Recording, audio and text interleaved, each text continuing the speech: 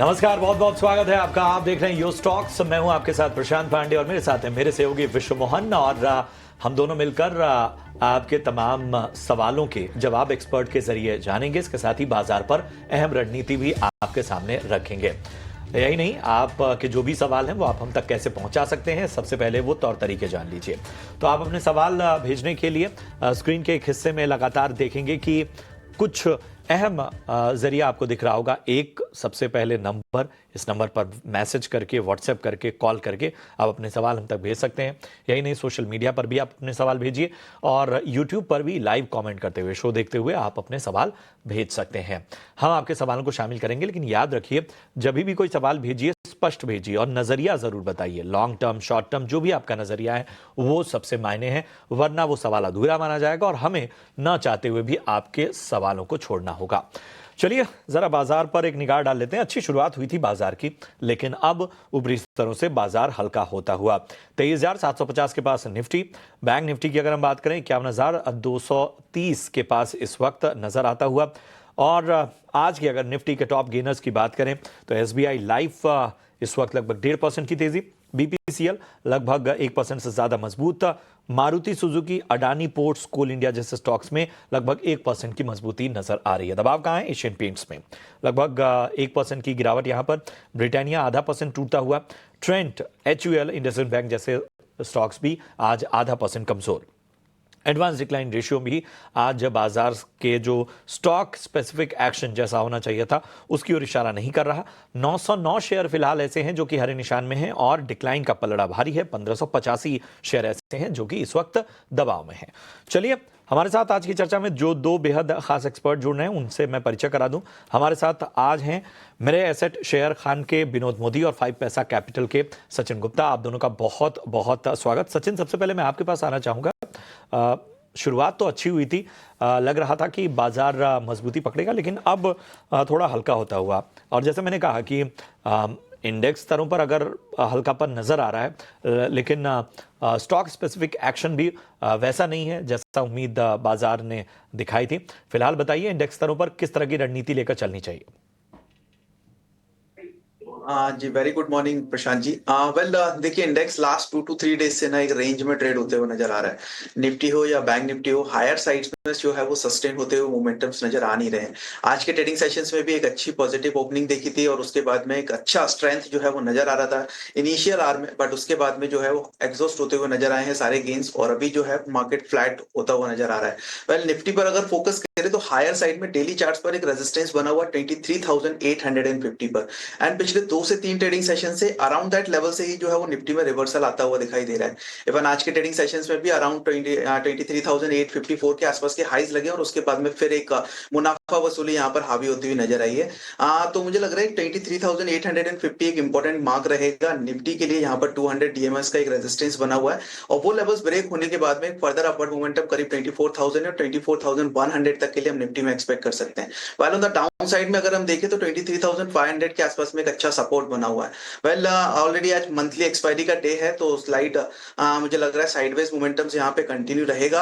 And overall अगर range देखें एक तो 23,500 टू 23,850 ये निफ्टी के लिए अभी के लिए बना हुआ है, जिसमें मुझे लग रहा है और नेक्स्ट 2 to 3 ट्रेडिंग सेशंस तक जो है वो कारोबार हो सकता है। But yes, on the higher side जैसे 23,850 के ऊपर जो है निफ्टी सस्टेन होता है तो एक फर्दर स्ट्रेंथ देखने को मिल सकती है। अपसाइड में 23,850 के ऊपर करीब 24,000 24,100 तक के इमीडिएट टारगेट एक्सपेक्ट कर सकते हैं। वहीं अगर हम बैंक निफ्टी की बात करें तो यहाँ पर भी एक इमीडिएट हर्डल बना हुआ है, एक रेजिस्टेंस फेस करता हुआ बैंक निफ्टी नजर आ रहा है अराउंड द लेवल ऑफ 51,850 के आसपास में। सो 51,850 एक इंपॉर्टेंट लेवल बना हुआ है। वेल उसके ऊपर अगर सस्टेन होता है तो बैंक निफ्टी के अंदर करीब 52,400 52,800 तक के लिए मोमेंटम कंटिन्यू होता हुआ नजर आ सकता है। वहीं डाउन साइड में अगर हम देखें तो सपोर्ट एरिया जो है वो इंटैक्ट है नियर अराउंड 51,000 के आसपास में। इफ इन एनी केस 51,000 के ये लेवल्स ब्रेक होते हैं तो फिर डाउन साइड में जो 200 डीएमएस का एक सपोर्ट लेवल है 50,500 के आसपास में, वहां तक के लिए बैंक निफ्टी स्लिप होता हुआ नियर टर्म में नजर आ सकता है। तो अभी के लिए दोनों इंडेक्स के अंदर जो है वो साइडवेज मोमेंटम एक्सपेक्टेड है for further next 2 to 3 days के लिए। तो अभी साइडवेज ही आपको दिख रहा है। तो ये था पूरा इंडेक्स पर व्यू, लेकिन हमारे दर्शकों के सवाल जवाब का सिलसिला शुरू कर लेते हैं। पहले दर्शक है जिन्होंने व्हाट्सएप के जरिए अपने सवाल भेजे हैं। परवीन नाम है उनका। उज्जीवन स्मॉल फाइनेंस बैंक में इनकी खरीदारी है। 2000 शेयर 44 रुपए पर इन्होंने खरीदा है। 44 का भाव आई थिंक सितंबर के आसपास रहा होगा, वहाँ से काफ़ी गिरावट इस स्टॉक में आई है। विनोद जी, आप बताइए क्या करना चाहिए उज्जीवन स्मॉल फाइनेंस बैंक 44 के भाव पर? अब यहाँ पर गिरावट तो काफ़ी दिख रही है, भाव आ चुका है 33 के आसपास, 33-34 के नीचे हैं। क्या करना चाहिए, इनको रुकना चाहिए? Good morning.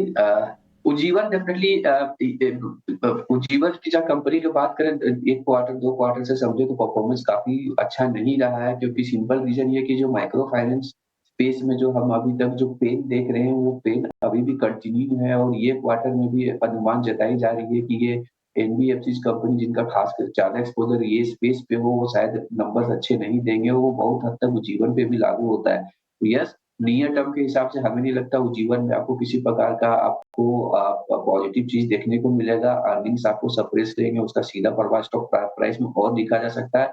बट यस, अगर आपका व्यू है ये स्टॉक को लगभग 1 से 2 साल रखने का, you can hold it. Near term में हमें नहीं लगता है स्टॉक में किसी भी प्रकार का एज ऑफ ना कोई भी टेलविंड अभी काम कर रहा है।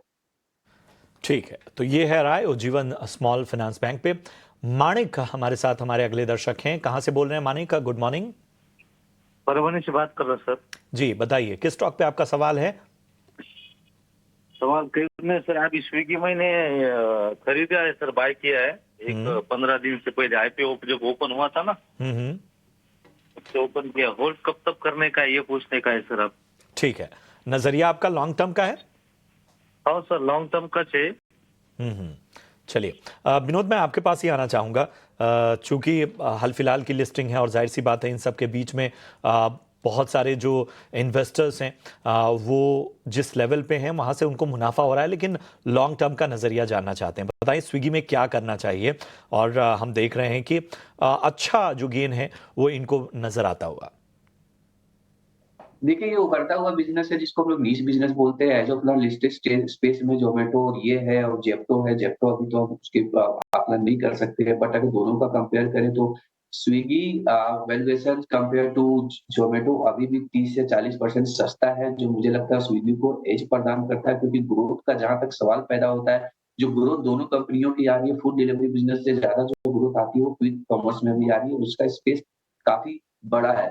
नो डाउट ये कंपनी को अभी भी प्रॉफिट करना अभी बाकी है, क्योंकि जोमेटो प्रॉफिट ऑलरेडी दिखा रहा है। बट मुझे लगता है कि जिस हिसाब से इसको ग्रोथ आ रहे हैं, ये भी प्रॉफिट में आ जाएगी। और जब ये प्रॉफिट में आएगी तो आप देखो जो इतना जो बड़ा वैल्यूएशन गैप है बिटवीन दिस टू, स्विगी और जोमेटो, मुझे लगता है वो ब्रिज हो जाएगा। तो अभी मुझे लगता है स्विगी को होल्ड करना चाहिए लॉन्ग समय के लिए। ये आपको अभी भी अच्छा रिटर्न बना करके दे सकता है। होल्ड करने की सलाह विनोद जी की तरफ से है। यहाँ पर फंडामेंटल व्यू है। चलिए आगे चलते हैं। अब बात करते हैं अपने अगले दर्शक से। राजीव जी हैं। राजीव जी पूछिए, क्या सवाल है आपका? सर हमारा भी मतलब हमारा एक साइड बैटरी पे है सर। एक साइड है, और दूसरा कौन सा स्टॉक आपने बताया? राजीव जी आपके पास कौन से स्टॉक्स है, फिर से बताइएगा। हाँ सर बता रहे हैं। चलिए, आपके पास आपने जो भेजे थे हमारी टीम को, वो स्टॉक्स हमारे पास है। डाबर के शेयर हैं आपके पास, 50 शेयर है 562 रुपए के भाव पर। और वेल भी है आपके पास 50 शेयर, ये भी है 290 के भाव पर। दोनों में फिलहाल इनको वेल में मामूली ज़्यादा नुकसान नहीं है, डाबर में भी बहुत ज़्यादा नुकसान नहीं है, लेकिन दोनों स्टॉक्स आपके बाइंग प्राइस के नीचे ट्रेड कर रहा है। 505 के आसपास डाबर है और वेल है 240 के आसपास। क्या करना चाहिए यहाँ पर सचिन? टेक्निकली कैसा दिख रहा है दोनों काउंटर? वेल विश्वमोहन जी, सबसे पहले यहाँ पर भेल की बात करते हैं। थोड़ा सा साइडवेज मोमेंटम्स कंटिन्यू होता हुआ नजर आ रहा है। हालांकि हायर साइड में एक हर्डल बना हुआ नियर अराउंड 250-52 के आसपास में। मुझे लग रहा है वो लेवल्स जैसे ब्रेक होते हैं, अपवर्ड मोमेंटम करीब 270 तक के लिए कंटिन्यू होता हुआ नजर आ सकता है शॉर्ट टू मीडियम टर्म के अंदर। एंड मुझे लगता है पोजीशंस को एक बार होल्ड करना चाहिए इन्हें, because near to the cost के आसपास में इनकी लाइक जो सीएमपी है उसके आसपास की कॉस्ट है। पोजीशंस को एक बार होल्ड रखिए। डाउन साइड में एक स्टॉप लॉस जरूर सजेस्ट करूंगा काउंटर के अंदर, करीब एक 225 ये एक स्टॉप लॉस माइंड में रखिएगा। अपसाइड में 250 जैसे ब्रेक होता है 270 75 तक के मोमेंटम्स यहाँ पे कंटिन्यू होते हुए नजर आ सकते हैं बीएचईएल में। इसके बाद हम बात करते हैं next which is Dabur. Dabur पे अगर देखेंगे overall daily and weekly charts थोड़े से वीक हैं, बट मंथली चार्ट्स पर एक अच्छे सपोर्ट फॉर्म करता हुआ नजर आ रहा है। वो सपोर्ट एरिया है 480 का। सो यहाँ पर मुझे लग रहा है कि लाइक वो एक मल्टीपल सपोर्ट एरिया है और पॉसिबली एक रिवर्सल मूव जो है वो अराउंड दिस लेवल से ही जो है देखने को मिलना चाहिए। सो 480 के बिलो के स्टॉप लॉस के साथ में पोजीशंस को होल्ड करने की सलाह रहेगी वहां पर भी, बिकॉज मुझे लग रहा है 485 480 के लेवल्स को एक बार रीटेस्ट करने के बाद में एक अच्छा खासा पुल बैक मोमेंटम यहाँ पे कंटिन्यू हो सकता है। सो यहाँ पर 480 के बिलो के स्टॉप लॉस के साथ पोजीशंस को होल्ड करिए। अप साइड में कोई भी मोमेंटम मिलता है 550 570 के आसपास में, तो वहां पर एक बार प्रॉफिट बुकिंग के लिए देख सकते हैं। ठीक है, तो ये है राय आपको मिलती हुई आपके स्टॉक पे। चलिए बढ़ते हैं आगे। सिद्धार्थ हमारे एक दर्शक हैं जो हमारे साथ जुड़े हैं। सिद्धार्थ नमस्कार, कहाँ से बात कर रहे हैं? महाराष्ट्र, नासिक। जी, अब बताइए किस स्टॉक पे आपका सवाल है?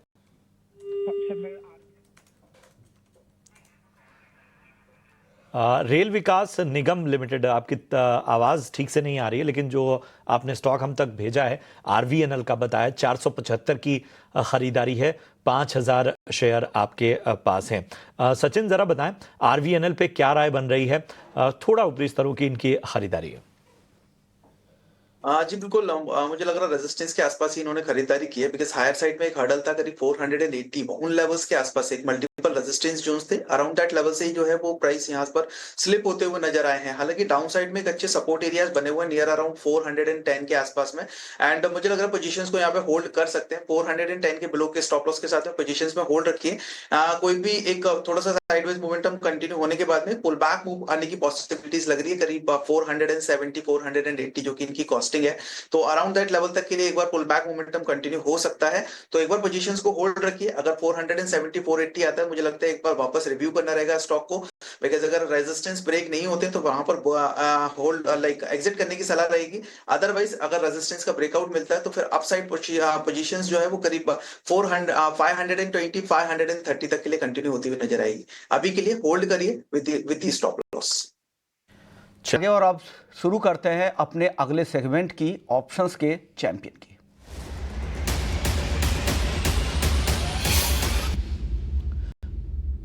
और ऑप्शंस के चैंपियन बताने के लिए हमारे साथ है एंजल वन के राजेश भोसले। राजेश जी बताइए क्या ऑप्शंस में आज आपको कहां मौके दिख रहे हैं? जी नमस्कार। देखिए आज चुनिंदा ऑटो स्पेस में एक पॉजिटिव मोमेंटम देखने को मिल रहा है। मारुति अगर आप देखें तो 10,700 के आसपास काफी अच्छा बेस बन रहा है। मल्टीपल बॉटम्स यहाँ पे मारुति में देखने को मिल रहा है। यहाँ पे वीकली 89 ये में भी है, तो काफी अच्छे सपोर्ट से आज बाउंस कर रहा है। तो मारुति में काफी अच्छा बाउंस बैक एक्सपेक्ट कर सकते हैं। मारुति का जो 11,000 का जो कॉल है उसका लॉट साइज है 50 का, एंड यहाँ पे बाय किया जा सकता है with a stop loss of 135। Target जो एक्सपेक्ट कर रहे हैं वो होंगे 460 का, तो जो maximum loss as per stop loss होगा वो होगा 5400 का, एंड यहाँ से जो टारगेट एक्सपेक्ट कर रहे हैं वो होंगे 10,850 के। 11,000 के स्ट्राइक की कॉल खरीदनी है मारुति की और 243 पे खरीदने की सलाह है, और ये लक्ष्य हो सकता है इसका आगे 460 का। इस प्रीमियम के लिए स्टॉप लॉस आपको लगाना है 135 का। शुक्रिया राजेश जी, आपने वक्त दिया और एक बेहतरीन कंपनी के ऑप्शंस में रणनीति आपने हमारे दर्शकों को सलाह दी है। चलिए, लेकिन ऑप्शंस से जुड़े हुए रिस्क डिस्क्लोजर भी आपको बता दें कि ये सेबी की तरफ से जारी किए गए हैं कि एफएनओ ट्रेडिंग में 10 में से 9 लोगों को नुकसान होता है। एफएनओ ट्रेडर्स को औसतन 50,000 रुपये का नुकसान होता है। घाटा होने के बाद भी आपको 28% तक ट्रांजैक्शन के रूप में भी देना होता है। तो जब भी आप ऑप्शंस में ट्रेड करें तो इस बात का भी ध्यान रखिएगा कि किस तरह के रिस्क ऑप्शंस मार्केट में हैं। चलिए अगले दर्शक का सवाल ले लेते हैं। सूरज सैनी हैं, उन्होंने व्हाट्सएप के जरिए ये सवाल भेजा है। उनके पास टाटा स्टील के 557 शेयर है 144 रुपए के भाव पर। विनोद जी, क्या लग रहा है टाटा स्टील किस तरह की चाल आगे यहां से दिख रही है? बने रहना चाहिए इनको? अभी बहुत ज्यादा नुकसान नहीं हो रहा है, इनके खरीद भाव से सिर्फ 5 रुपए नीचे है। जी, जहां तक कि ओवरऑल सेक्टर का है, हमारा जो फेरस स्पेस में हमारा सेक्टर व्यू थोड़ा निगेटिव रहेगा, क्योंकि जो पॉजिटिव फैक्टर है अभी ये सेक्टर के लिए केवल डोमेस्टिक डिमांड है, पर डोमेस्टिक डिमांड में भी इतना डिमांड नहीं है कि आपका जितना इंक्रीमेंटल सप्लाई है वो सारा खप जाए। दूसरा चीज क्या है, जो प्राइसिंग प्रेशर अभी भी बना हुआ, क्योंकि जो फ्लो है, जो डंपिंग जो हो रही है चाइना से, वो काफी ज्यादा है, और मुझे लगता है ये चीज सस्टेन करने वाली है आगे चल के। तो आपको प्राइसिंग वाला प्रेशर हमेशा दिखने को मिलेगा, जो हमेशा मार्जिन में रिफ्लेक्ट होगा इन सेक्टर के लिए। तो डेफिनेटली टाटा स्टील की भी बात करें तो डेट भी बढ़ा है ऑफ लेट। जो इनका यूके में जो कंसर्न चल रहा है वो भी सॉर्ट आउट हो गया है, बट उसमें किस प्रकार की कॉस्ट आगे आने वाले में, that has to be seen. Considering everything, मुझे लगता है कि स्टॉक में हमारा व्यू पॉजिटिव नहीं है। अगर स्टॉक पे हमारा व्यू नेगेटिव रहेगा जो for overall this space ferrous. ठीक है, तो ये है राय टाटा स्टील पर आपको मिलती हुई।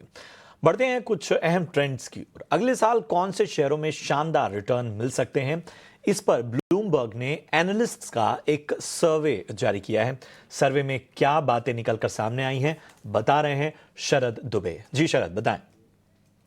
जी बिल्कुल, अगले साल जो है, अगले 12 महीने क्या टारगेट प्राइस रहने वाली है, जो चेंजेस आएंगी और जो रिटर्न पोटेंशियल रहेगी, उस पे जो है ब्लूमबर्ग एनालिस्ट का हमने एक एवरेज निकाला है। हमने अपने एनालिसिस में निफ्टी मिड कैप 100 और निफ्टी स्मॉल कैप 100 जैसे स्टॉक्स में सबसे ज़्यादा return potential current market price में कहाँ आ सकता है, उस पर फोकस किए हैं, और ये ब्लूमबर्ग की जो है उस टर्मिनल से हमने निकाली है। सबसे पहले लार्ज कैप्स की बात करें तो अदानी एंटरप्राइजेज में लगभग 80% का संभावित रिटर्न आ सकता है। वही इंडसइंड बैंक और एसबीआई लाइफ में भी 40% से ज़्यादा की ग्रोथ देखने मिल सकती है। इसके अलावा अदानी पोर्ट्स और कोल इंडिया की बात करें तो निफ्टी 50 इंडेक्स में यहाँ पे भी देखें तो लगभग 40% के जो है रिटर्न्स अगले 12 महीने में देखने मिल सकती है एनालिस्ट के हिसाब से। अब हम बात करेंगे निफ्टी मिड कैप 100 इंडेक्स की। तो यहाँ पे मिड कैप स्टॉक्स की बात करें तो oil India, NLC, AB capital, इन तीनों स्टॉक्स में देखें तो सबसे ज़्यादा रिटर्न पोटेंशियल देखने मिल रहा है, वो भी 40% के ऊपर। इसके अलावा हुडको और आयरेडा भी इस लिस्ट में शामिल है, जहाँ पे 39 to 40% का ग्रोथ का अनुमान आ सकता है। आखिर में स्मॉल कैप्स के बारे में बात करेंगे 2025 में, जहाँ पे अगले 12 महीने के संभावित रिटर्न में देखें तो स्टर्लिंग विल्सन सोलर 80% रिटर्न आ सकता है। वही जी शिपिंग, जेके बैंक पे भी नज़र डालें तो 55% से ज़्यादा का रिटर्न आ रहा है। दो और स्टॉक्स हैं जिनके बारे में बात करूंगा, एक है चेन्नई पेट्रोकेमिकल और दूसरा है आपका signature global real estate company है, जहां पे 44 से लेके 46% तक का रिटर्न पोटेंशियल देखने मिल सकता है। तो ये 5 जो अहम स्टॉक्स है स्मॉल कैप इंडेक्स से, 5 अहम स्टॉक्स है मिड कैप इंडेक्स से, और 5 अहम स्टॉक्स है निफ्टी इंडेक्स से, जहां पे सबसे ज़्यादा रिटर्न पोटेंशियल आ रहा है एनालिस्ट के माने तो। शुक्रिया करेंगे शरद आपका इस अहम जानकारी के लिए। तो सर्वे की तमाम बातें आपके सामने रखी, कहां पर नजर रखनी है। चलिए।